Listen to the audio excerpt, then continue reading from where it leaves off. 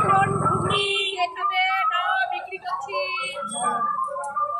এই তুই আগে দিলি কেন মটন ঘুগনি? এই যে আমার বোনকে দিচ্ছি, দোকানদার চলে গেছে, আমি দিচ্ছি ঘুগনি।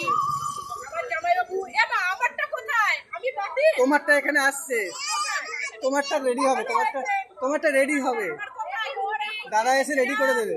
এবার আমি যাব না, এই দোকান ছেড়ে আমি যাব না। আমারটা বানাচ্ছি কেন?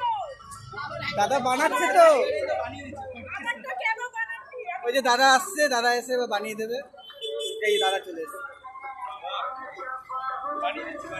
তাড়াতাড়ি বানিয়ে দেন, নাহলে আমি এখান থেকে আজকে তো টেস্ট হয়ে যাবে। নাহলে আমি যাব না এখান থেকে, ঘুগনি না নিয়ে যাব না। সবার বানিয়ে দিলে আমি আপনার সঙ্গে ঝগড়া করবো।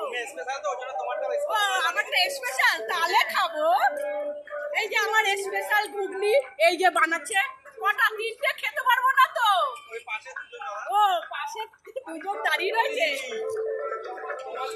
আমার ঘুগনি দেয়নি এখনো। আমি সবাইকে তুলে দিলাম, আর আমারটাই নেই। দিদিকে, জামাইবাবুকে, এই যে আমার জামাইবাবু, এই যে আমার জামাইবাবু, এই যে আমার বোনটা খাচ্ছে, এই যে আমার দিদি খাচ্ছে, ওই যে খাচ্ছে।